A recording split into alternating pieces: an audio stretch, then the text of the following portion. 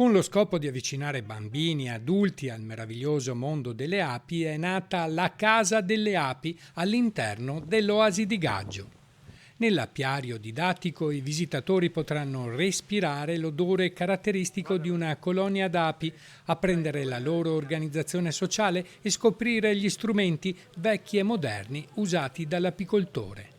All'esterno invece si potrà ammirare un alveare, osservare da vicino l'ape regina e le api che danzano nel favo.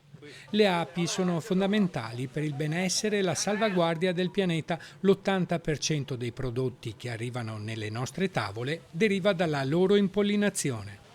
L'ape procura all'apicoltura europea, all'apicoltore, 1 miliardo di euro all'anno in prodotti. Però al cittadino, a noi come cittadini, produce 22 volte tanto. È calcolato in 22 miliardi di euro l'apporto con l'impollinazione da parte delle api per l'agricoltura e l'ambiente.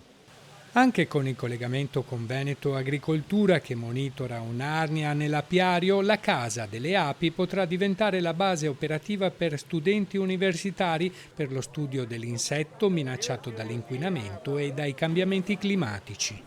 È importante per l'Oasi, ovviamente per l'attività di impollinazione delle api, ma è importante come punto di riferimento, come punto di conoscenza per la cittadinanza in generale e soprattutto per le nuove generazioni. Le arnie qui producono 50 kg di miele all'anno.